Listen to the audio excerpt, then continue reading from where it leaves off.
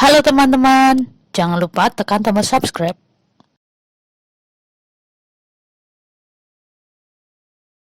Dalam istilah sederhana dilansir dari The Sun, COVID-19 adalah singkatan dari Coronavirus Disease dan tahun 19 yang dimana virus corona ini pertama kali muncul di tahun 2019.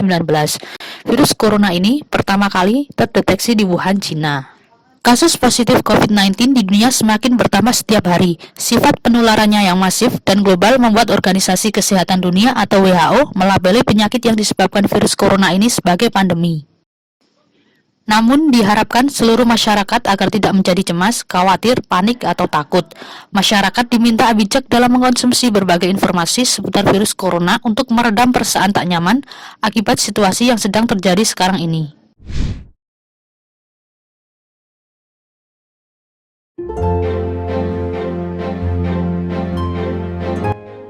Virus corona baru yang menyebarkan pandemi COVID-19 di seluruh dunia menjadi perhatian kita semua.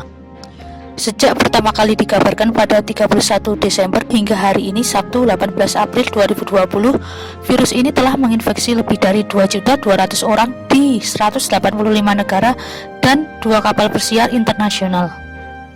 Lantas, kenapa virus corona yang baru ditemukan ini dapat menginfeksi lebih banyak manusia dan kenapa virus ini dengan cepat menyebar? Menurut hasil penelitian studi terbaru, protein yang terkandung dalam virus corona SARS-CoV-2 memiliki daerah khusus atau reach yang lebih padat. Hal ini membuatnya lebih mudah menempel pada sel manusia dibanding virus corona yang lainnya. Saat virus menempel pada sel manusia, ini memungkinkan virus corona SARS-CoV-2 memiliki kemampuan menginfeksi lebih baik dan mampu menyebar lebih cepat. Di tengah pandemi global COVID-19 ini, beberapa industri terkena dampak dari virus tersebut. Secara khusus, dampak virus corona ini juga dinilai akan cukup terasa bagi aktivitas di seluruh dunia, termasuk Indonesia. Tidak bisa kita pungkiri bahwa merajalelanya wabah virus ini membuat dampak yang besar terhadap faktor-faktor. Contohnya faktor ekonomi, sosial, dan yang lainnya terhadap suatu negara. Berikut dampak negatif virus corona. Yang pertama, penutupan tempat pariwisata. Yang kedua, kegiatan perekonomian yang terganggu akibat virus corona ini, sebagai contoh kegiatan ekspor dan impor. Ketiga, dilakukannya lockdown di berbagai negara, dan masih banyak dampak lainnya. Di lain sisi, virus corona tidak hanya memberikan dampak negatif, namun juga memberikan dampak positif, seperti 1. Menurunnya polusi udara di berbagai belahan dunia. Yang kedua, menyadarkan diri akan kebersihan diri sendiri dan juga lingkungan. Yang ketiga, lebih mendekatkan diri kepada Sang Pencipta.